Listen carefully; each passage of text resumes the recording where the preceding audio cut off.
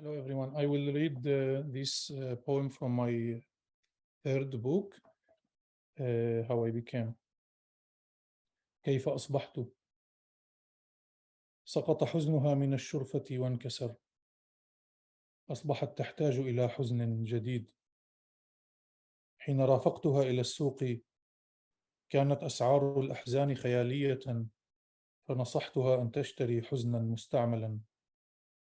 وجدنا حزنا في حالة جيدة غير أنه واسع قليلا. كان كما أخبرنا البائع لشاعر شاب انتحر في الصيف الماضي. أعجبها الحزن وقررنا أخذه. اختلفنا مع البائع على السعر، فقال إنه سيعطينا قلقا يعود إلى الستينيات كهدية مجانية إن اشترينا الحزن. وافقنا، وكنت فرحا بهذا القلق الذي لم يكن في الحسبان. أحست بفرحتي فقالت: هو لك. أخذت القلق في حقيبتي ومضينا. مساء تذكرت القلق، أخرجته من الحقيبة وقلبته. لقد كان بجودة عالية وبحالة جيدة رغم نصف قرن من الاستعمال. لابد أن البائع يجهل قيمته، وإلا ما كان ليعطيناه مقابل شراء حزن رديء لشاعر شاب. أكثر ما أفرحني به هو أنه قلق وجودي مشغول بحرفية عالية، وفيه تفاصيل غاية في الدقة والجمال. لابد أنه يعود لمثقف موسوعي أو سجين سابق. بدأت باستعماله فأصبح الأرق رفيق أيامي، وصرت من مؤيدي مباحثات السلام. توقفت عن زيارة الأقارب، وازدادت كتب المذكرات في مكتبتي، ولم أعد أبدي رأيا إلا ما ندر. صار الإنسان عندي أغلى من الوطن، وبدأت أشعر بملل عام. أما أكثر ما لفت انتباهي هو أنني أصبحت شاعرا. Thank you so much, guys, for reading that. I will be reading the English translation. Okay. How I became. Her grief fell from the balcony and broke into pieces, so she needed a new grief. When I went with her to the market, the prices were unreal, so I advised her to buy a used grief. We found one in excellent condition, although it was a bit big. As the vendor told us, it belonged to a young poet who had killed himself the previous summer. She liked this grief, so we decided to take it. We argued with the vendor over the price, and he said he'd give us an angst dating from the 60s as a free gift if we bought the grief. We agreed, and I was happy with this unexpected angst.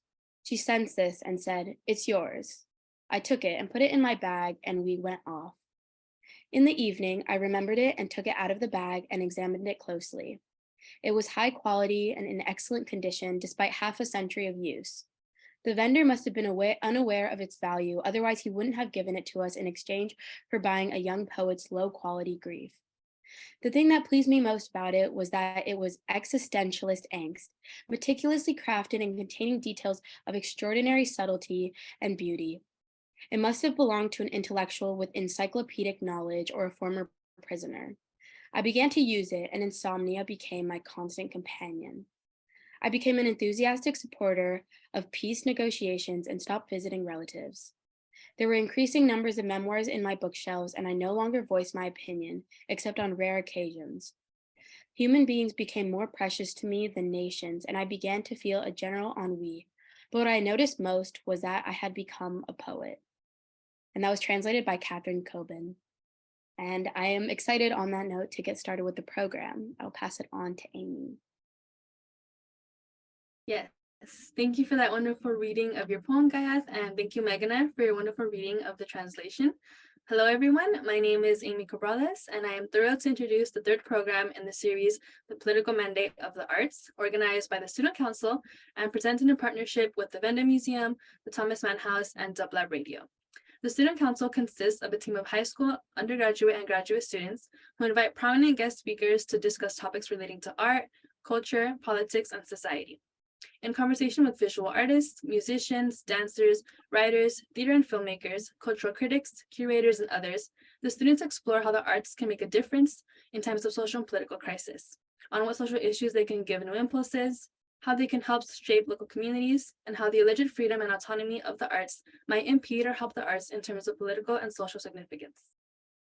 We warmly welcome our viewers on Zoom, as well as our listeners on Dublab Radio. Today's interview will be conducted by council members Meghana Halbe, you just heard her in the translation of the poem, Emma Larson, Zora Nelson, and myself. For our first two interviews, we invited conceptual artist David Horvitz and Kurdish German rapper Ibo, otherwise known as Ibru Gunduz. We are very happy to welcome as our third guest speaker, Ghayath Almadhoun. Almadhoun is a Palestinian poet born in Damascus, Syria, and emigrated to Sweden in 2008. Now he lives in Berlin. He has published 4 poetry collections in Arabic, and his work has been translated into no less than 21 languages. Ghayath Almadhoun collaborated with other poets and artists, and his poetry has been part of work by US artist Jenny Holzer and German musician Blixa Bargeld, among others. His latest collection, Adrenalin, published in English by Action Books 2017, was among SPD poetry bestsellers in the US and was nominated for the 2018 Best Translated Book Award. He is a current fellow at the Thomas Mann House in Los Angeles. In an interview with the International Writing Program in Iowa, Ghayath stated that his life has been a life of exile and that his dream is to, quote, write love poems in the shape of nightmares, end quote. Today's program will start with a 45-minute discussion moderated by Zora, followed by 15 minutes of a Q&A with the audience, chaired by Meghana. Please feel free to put your questions under the Q&A box at the bottom of your screen as the interview progresses. Keep your thoughts short and concise, no more than 1 or 2 sentences, and 1 question at a time. Your questions can be submitted at any point during the program. We would like to thank Susan Horowitz and Rick Feldman for generously supporting on-site and online discussion series at the Venn Museum. Now, Zora will start our discussion.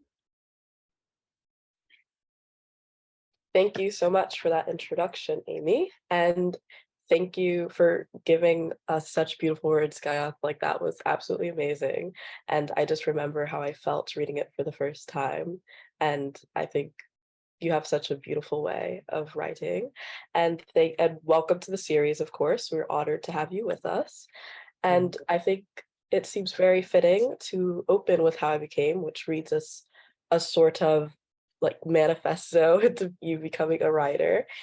And I know that to start us off, Emma specifically has a question about some of the things that you mentioned in this work of poetry. So I'll pass it to her.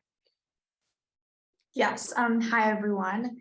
The poem How I Became really struck me. It's a beautiful combination of magical realism with some history thrown in for those that know.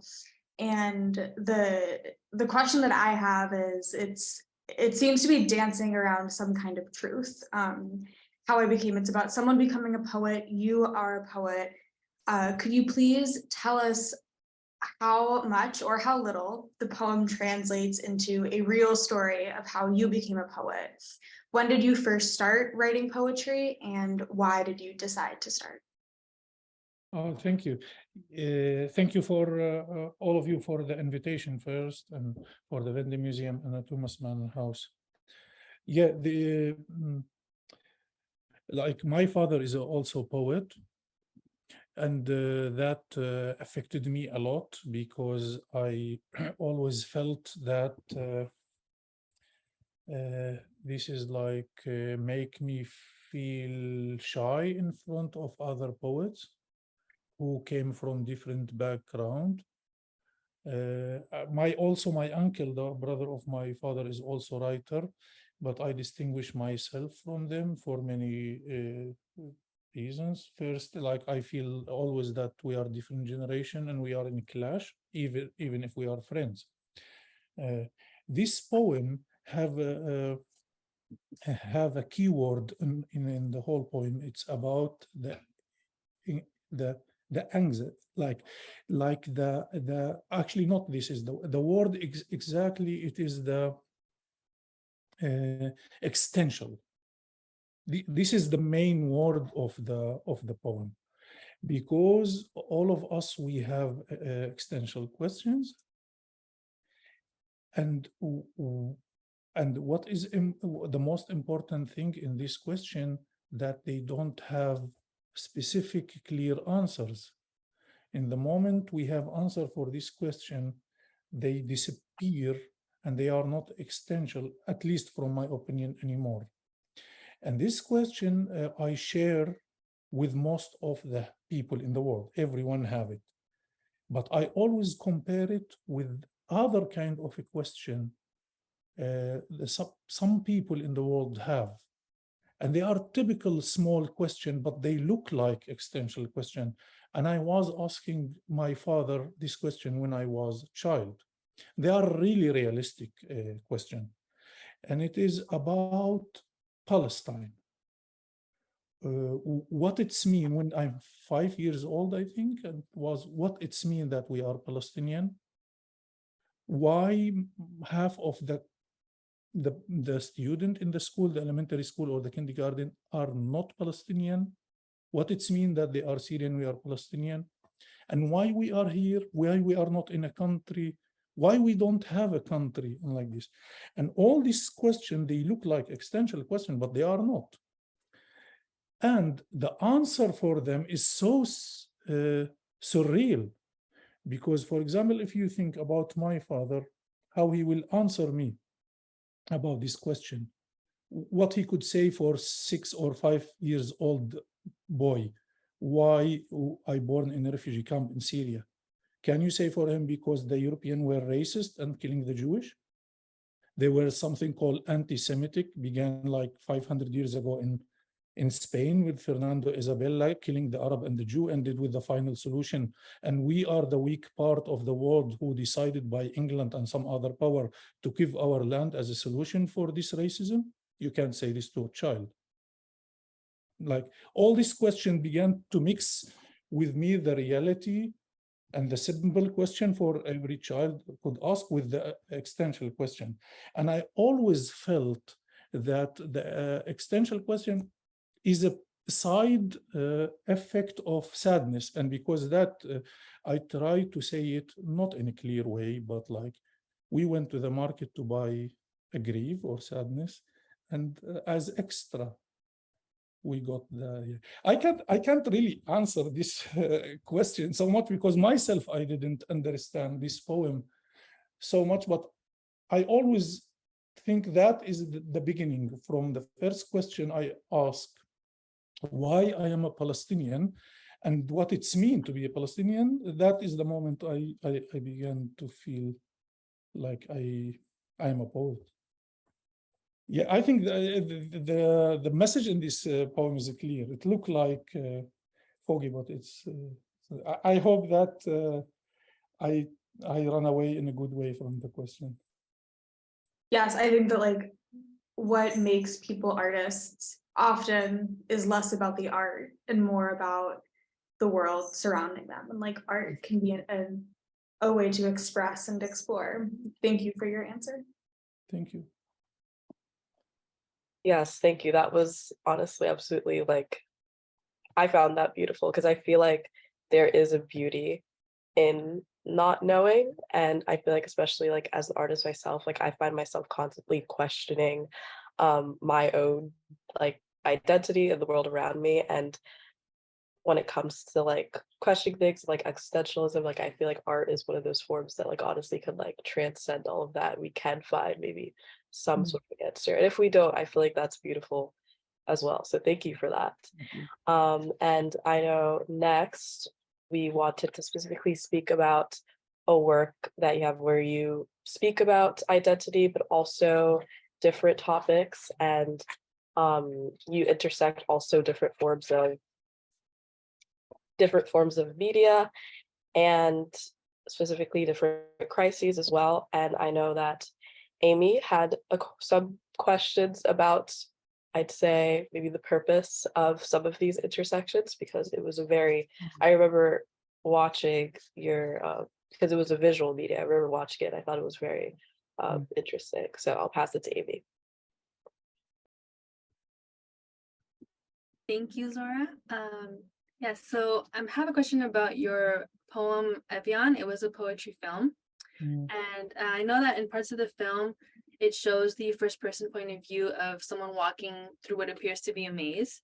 And it's apparent to the viewer that the recording is sped up since the pace of the walking is very fast.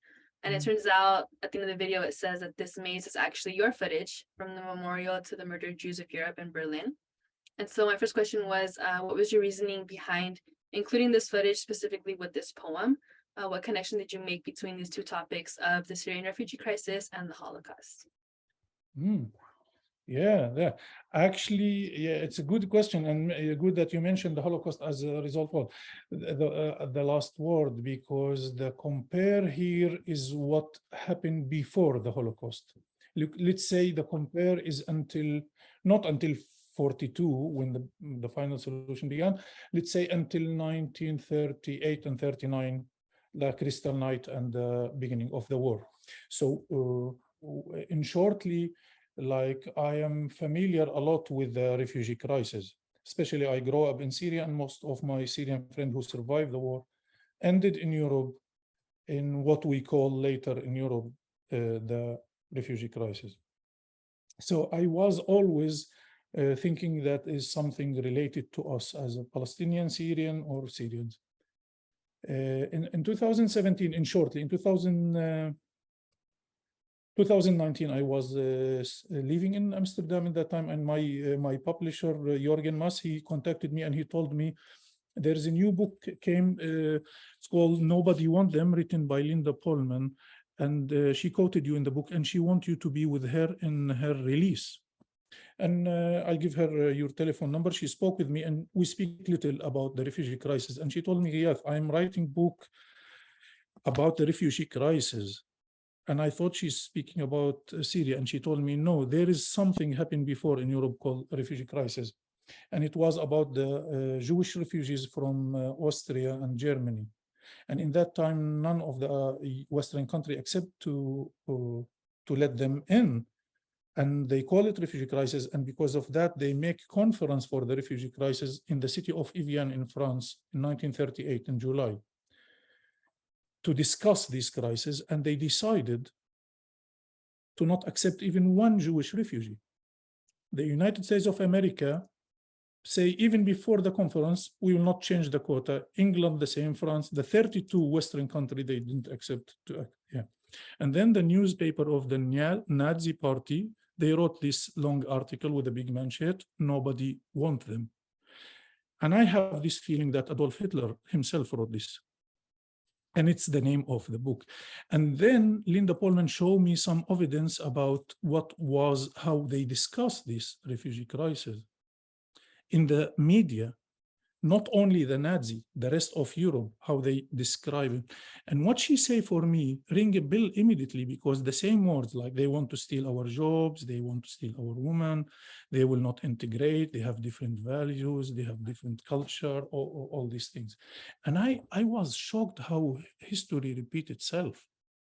I know we always say history repeats itself, but you didn't take it seriously. But I was shocked by this. I was fascinated by this, and it didn't let me sleep until I wrote this poem where this boat of Syrian people collapsed or died, suicide and hard attack. I was not knowing what I should say. And suddenly you find yourself in this in the Holocaust minimum in Berlin, and you see how I make it like a maze where people couldn't go outside it. But there is something realistic in this. The refugee from that period, they were not accepted to escape. And because that, when I refer to the Jewish refugees, I let them stuck inside this minimum like this. While the Syrian refugee, I put them in the sea. The sea was really eating them. But then Germany decided, for a reason, maybe they learned from history. I'm doubted that nobody learned from history. But for a reason, and maybe because they learned from history, they opened the borders for the Syrian. And then Sweden did the same, and Sweden always do what Germany do. I think, I'm not sure. Yeah. My respect to the Swedish government in that time is really big. But in that moment, the Syrian people were marching and they survive. And one of my poem, I let even Paul Celan, who suicide in the Seine River in the 70s, I let him wake up and he marched with the Syrian in the poem of the Black Milk to say that what didn't happen in the 30s happening now. And they are like one group of people. So it like, I don't know, it is, and I'm not satisfied. I say all this, I make jokes about like the society, especially in the first part, and about white ignorance, and about, yeah, what we call that white innocence and all this, but I'm not satisfied. Like, I want to shout even. Yeah, so that was the idea. And then I make it. I didn't know in that time when I wrote the poem that I will make it a poetry film. But yeah, it's happened that I make it a poetry film for another reason. Like, maybe we can speak about it if you ask me later. Yeah, but this is in general. It's a poem. Like, I felt that I need to write it to not have heart attack from sadness and anger. Yeah.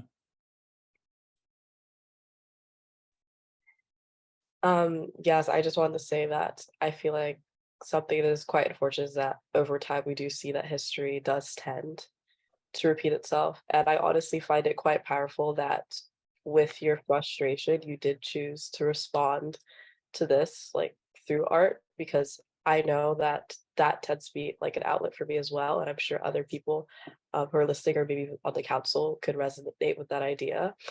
And just that feeling of not being satisfied and wanting to shout and just turning it into something like to try and make sense of it, I feel like is really beautiful. And as you said, you do speak about this theme of white ignorance, especially in regards to immigration in this poem. And a quote that resonated with me was, "Overwhelmed by this white innocence, the television committed suicide."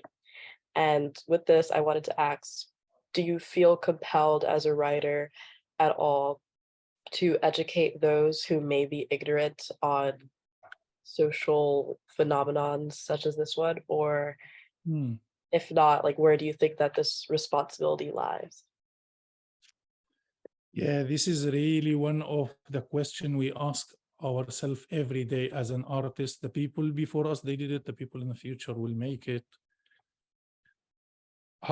It's a really problematic question. Everyone have his own answer, and even this answer could change with the time. In general, I'm not responsible of the desert greening. Like, if there is a desert, I'm not responsible of putting trees and educate people or re-educate them. But in the same time, I spend hours of my life, like you could say, I spend 32.7% of my life explaining for people like all this stereotype, like cliches, like misunderstanding, Orientalism, like all these things. Like, it take a lot of energy. And not speak about only ignorance people, no. Like, we speak about intellectual. I'm surrounded by intellectual from all over the world who behave according to cliches, and the cliches and the stereotype, they work in a very, very problematic way. How I will describe for you, for example, so the Orientalism, how it's worked. For example, the painters, for example, they make images about the Orient. Most of these painters, they never visited the Orient, but then we adopt what they did. Most of the painters in the Arabic country adopt these fake images about the Orient. So this is how it's worked, the stereotypes and cliches, and yeah. But it is like you could be like in another level. Like, for example, I call it the Pandora box. Like, when you arrive to the West, you have your Pandora box with you, and you could add to it. Some people, they have 2 or 3 things.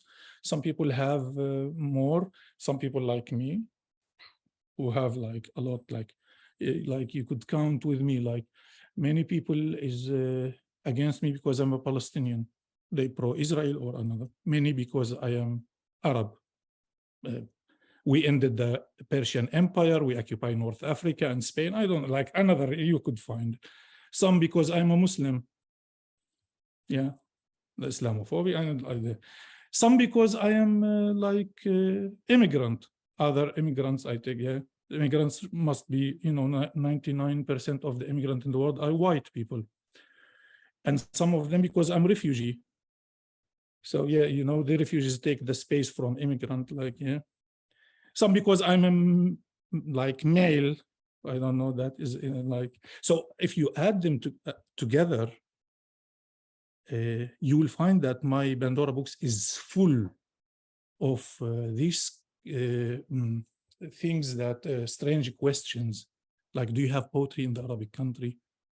Yes, we have, yeah. Our poetry actually bigger than any nation poetry.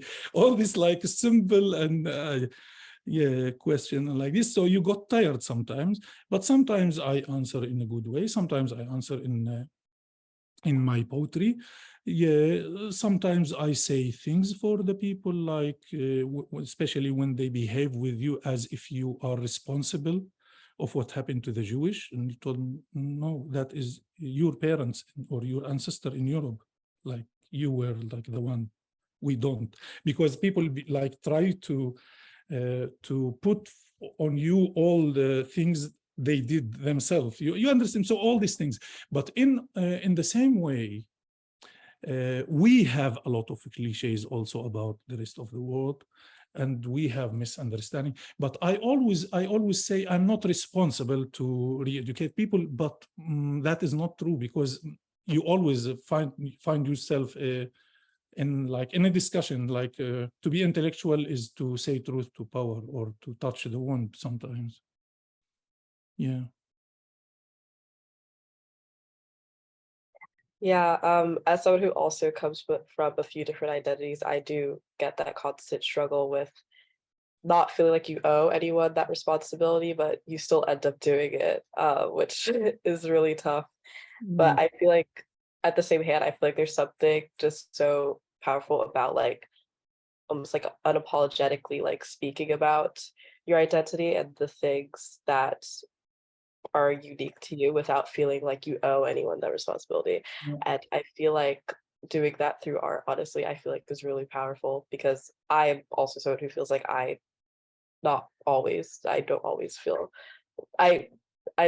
like I do owe people that responsibility. So that was really powerful. But another theme that I know that you mentioned a lot in your works is this theme of exile, and I know Magana has a question about this. Yeah, so I think this question does touch on a lot of what we were already talking about with your like many identities, but your identity specifically as someone who has like overall faced being in exile is important to your work. I was wondering, how do you think being an outsider has helped in your poetry? And do you think this identity makes you more objective when discussing political and historical issues? Does it allow you to comment on certain subjects with more clarity? I would just love to go into your general relationship with exile. Yeah, what I like about myself in this question is that I choose my exile, and I choose it different than the one I inherited from my father. So the moment I born in the exile, if we can call what Palestinian suffering from is exile, in that moment, like my father ended in Syria, where he met my mother, and I born. So here, with a smile, I don't want to give credit for the occupation, but like, I don't know how to say this. Without the occupation, I will not be sitting with you, ladies and gentlemen, because there is no way for my father to end in Syria where he met my mother. I think the chance is 1 of billion, maybe. So yeah. So that I inherited that exile, a person from like the 13 million Palestinian who are most of them refugees. Then I choose my own exile, running away from the dictatorship. I was invited to Sweden to Poetry Festival, and I seek asylum. I became political refugee. And here I am, like I'm Swedish citizen who belong to Sweden, and feeling that there is a bond between me and Sweden, very strong. I don't know what is it, even if I now living in some other place. My writing in the exile, why I always say that everyone should have his own inner war or his own exile, because I always see that, as you mentioned the word outsider, to be an outsider, you could be American in America, and you could choose to be outsider, because you really began to judge the things with a different scale. You are more free, you have shorter routes, you don't have a lot of things to lose. Of course you have something to lose, but you became like a witness, and you are able to say the things and call the things by their names. And I always see that this is very important part of literature. And I felt always that the European and the Western civilization after the Second War, they miss the exile. Europe is the place where people run away. It was the place where writers run away until the 50s. They run away from the Nazis, from fascism, from the wars. You know, like 100 million people got killed last century only in Europe by these great wars. So yeah, suddenly they find themselves in this situation. The Second War finished, and there's no real wars, no real dictatorship, maybe somewhere in Spain, and Franco died later in the 70s. And they find themselves in this situation. There's no exile. And this is very dangerous for literature, from my point of view. And I think the American understand this before anyone, and they invented what we call scholarships and residencies and exchange. I am here in a residency. Do you think if there is war in Europe, they will make residency? No, of course not. No need for that. They invented this. Like now you see European and Western writers all over the world in the exile, voluntary exile. I don't know what you call it, but because of the need of the exile. I think exile could also make a distance between you and nationalism. Like if we think that the nationalism is something to where you come from. Mostly the Palestinians are safe from this because we don't have country, thank God. Yeah. Anyway, yes, it's distant between you and nationalism, and this is very great idea to be far away from your place. Yes, I know some people live in a bubble, but yeah, it make me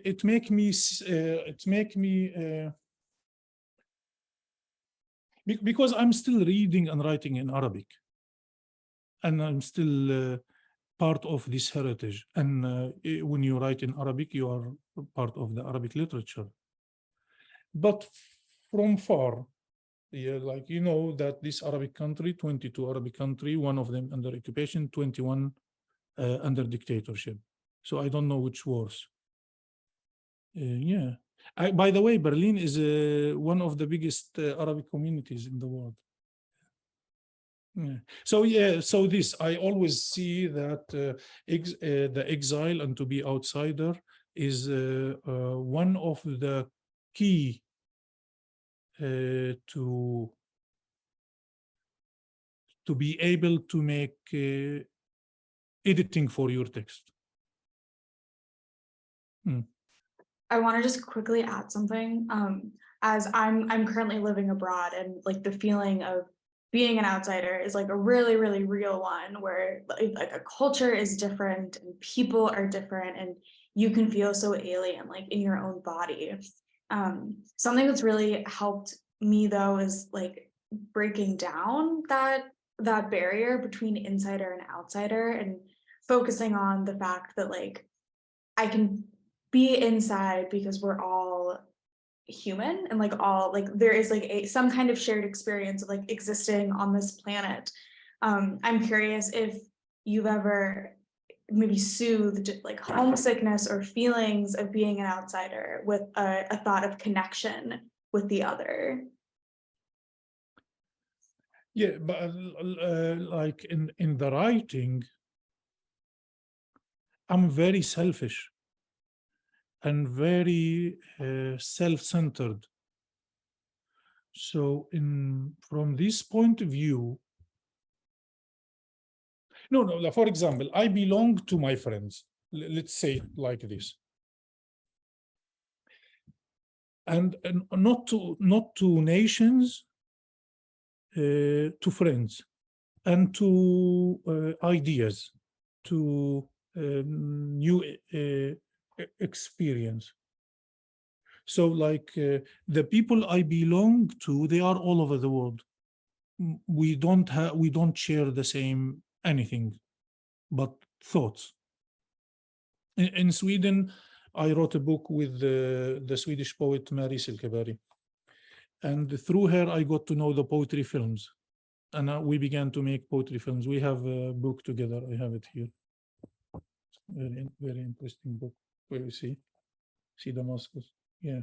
So I belong to the people. In Holland, I have a book with Anna Vector, but we didn't work together like Mary. So it's totally different. Like you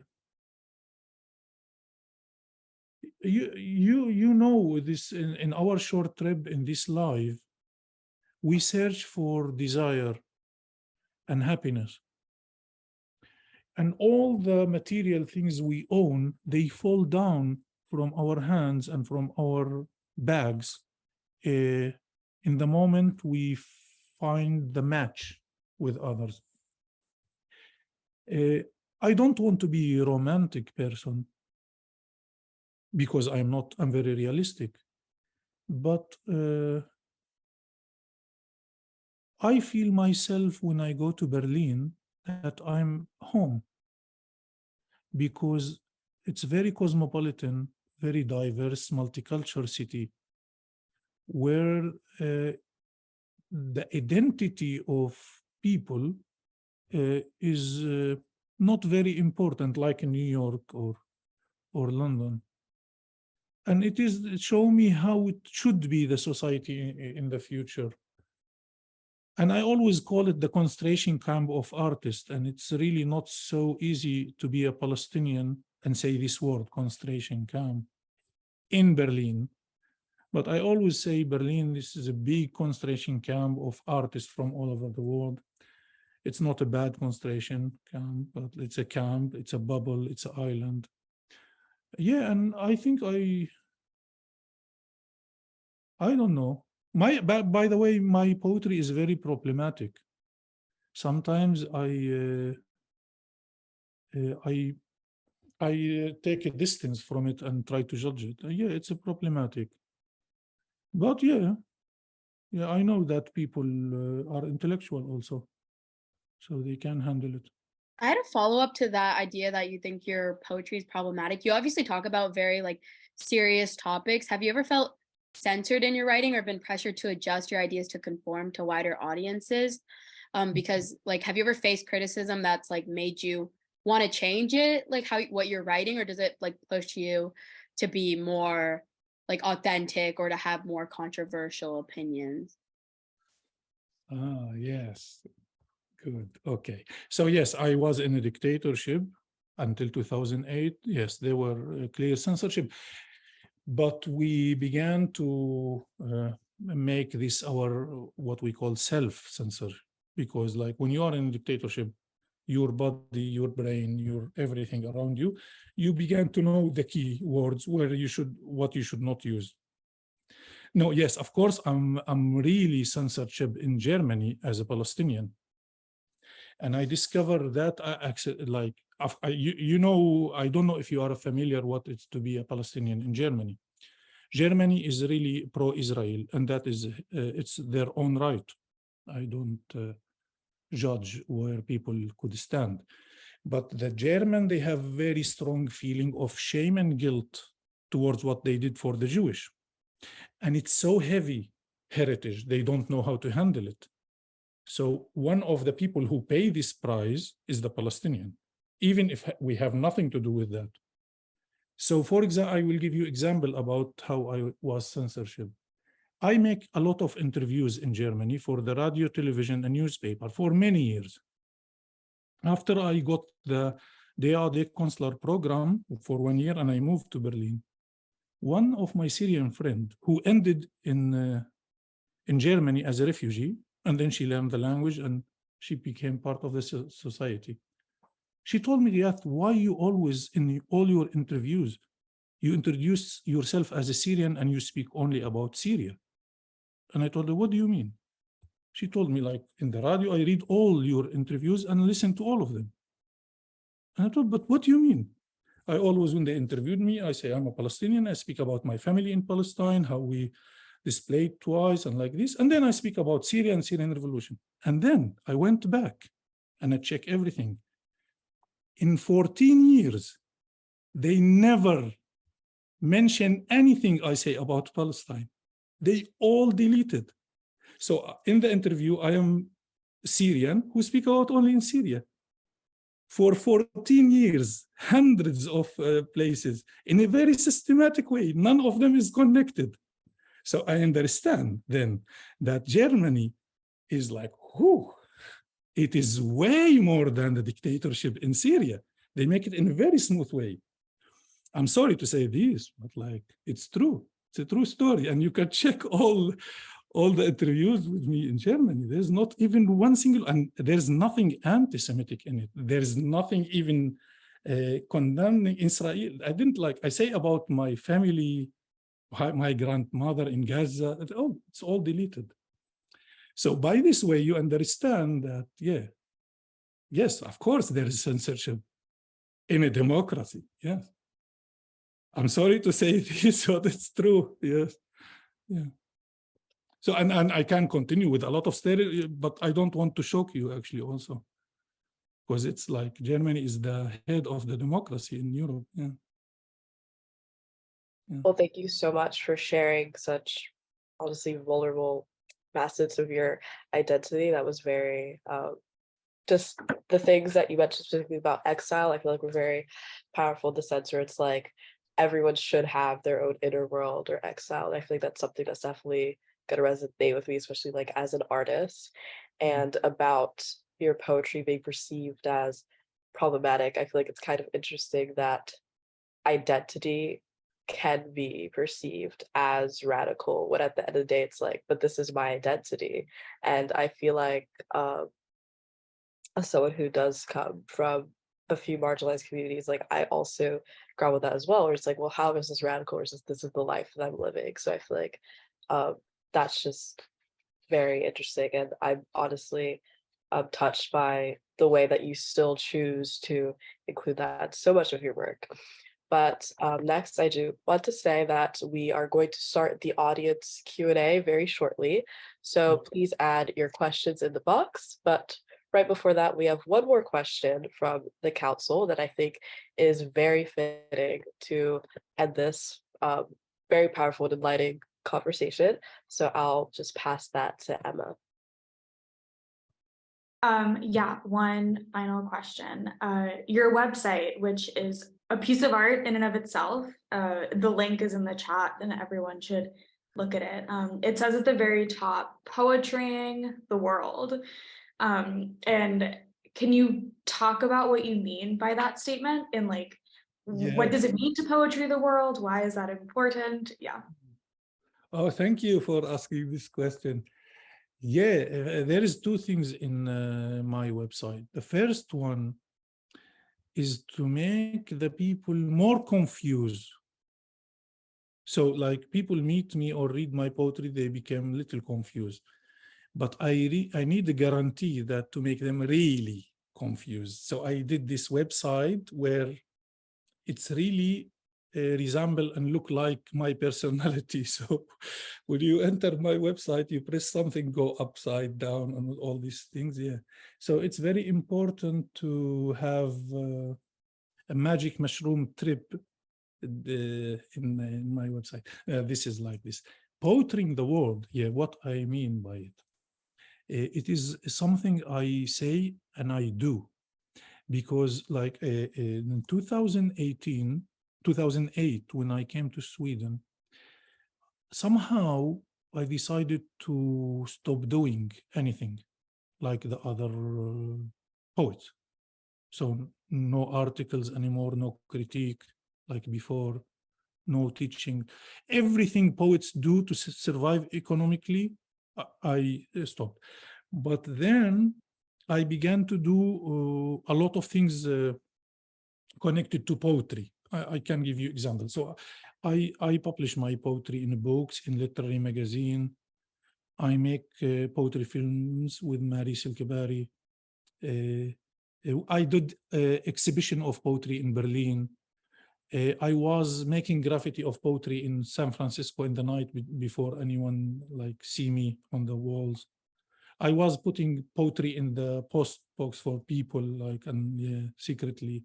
Like I did work with a lot of artists, but all of them, I didn't do anything artistic outside that to connect my poetry to their art or to use like. So I do everything connected to poetry.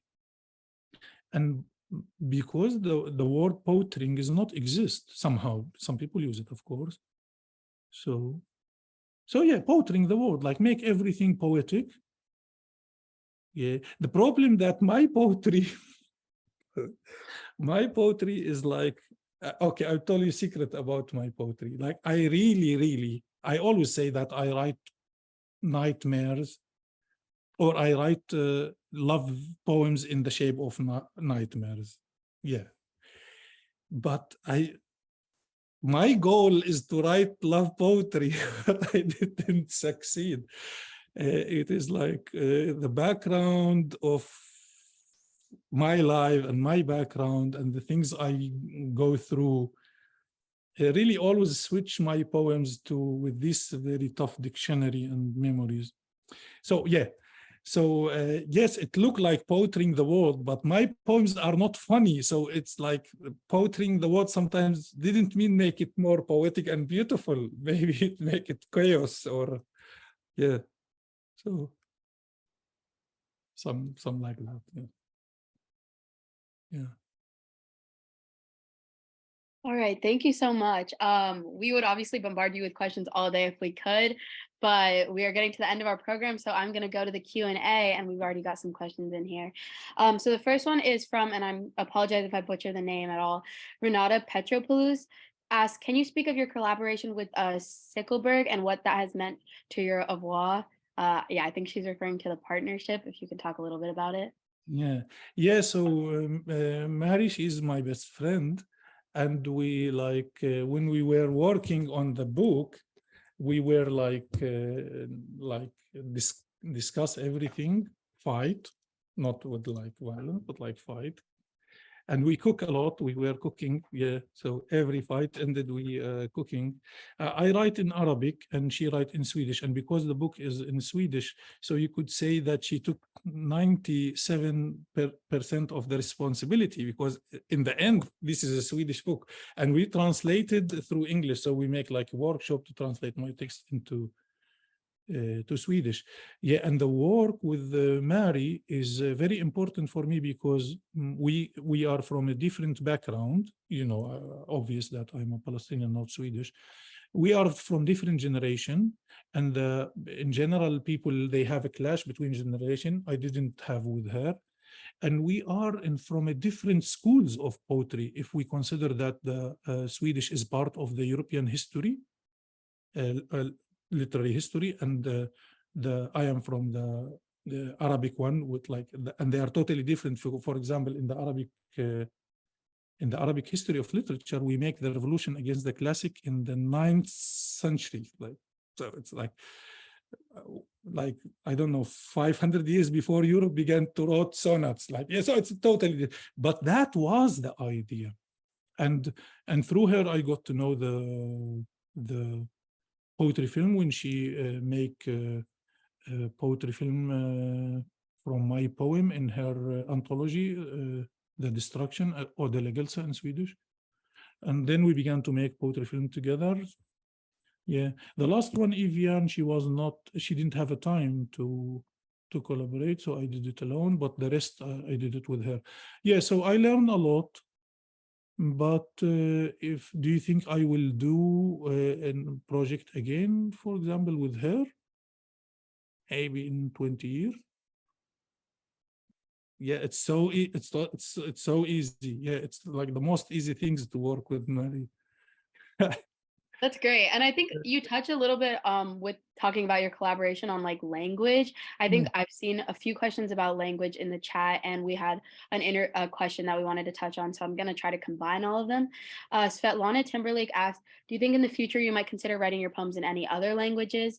If yes, what particular languages would you choose? No. And then B-Boy asked like what languages your books are translated in. Like, how do you choose what languages to have them translated in? Is there any specific process? Okay. First, the one about the translation. No, when I was young, but this is related to me. Some people were successful to write poetry in other language, not their mother tongue.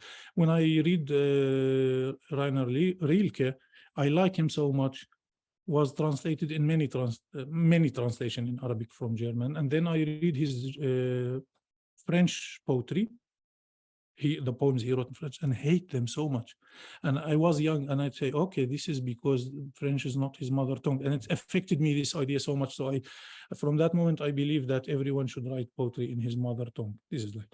For the other question, is it about if I will? What was the other question? B-Boy asked, what languages are your books translated? The translation, yeah. I want to say something about translation, because like people began to use it as a weapon, or like he's translated into many languages and like this, but this didn't mean anything. Listen, the greatest Arabic poets, they never been translated into another languages. So to be translated didn't mean anything. I'm so serious now. The translation could be related to luck or something, or your poetry fit in other languages. What I want to mean, when you say somebody is translated into 22 languages, didn't mean that the quality of this poetry is good. It's a very tricky. There is a market, there is a capitalism, there is issues happen in the world, could lead somebody to be translated or not. But I have no idea outside the Swedish and the English. Where is the English one? Yeah, outside this book and this, I have no idea. Like this is happening even without my knowledge, the Persian. It was published, sold out. I became very popular. The Iranian government decided to block my website and deleted me from Google, and all this happened, and I didn't know that I have book in Iran. And the sad story, they translate me from English instead of Arabic, where there's 6 million in the south of Iran speak Arabic. So, or it could be like the Italian one. I can't read, like, I don't know here. Yeah, those, for example, the Dutch, I can't read. I don't know what exactly in them. The German one, now I live in Germany. I swear in God, I didn't know even one German word. Like I didn't learn, I live in a bubble. So I don't know any idea. So it didn't mean anything, because in the end, I'm writing for Arabic readers, and any translation happen is a bonus. I will lie if I say I'm not happy. Of course I'm happy. And it's good for my pocket because it makes some money.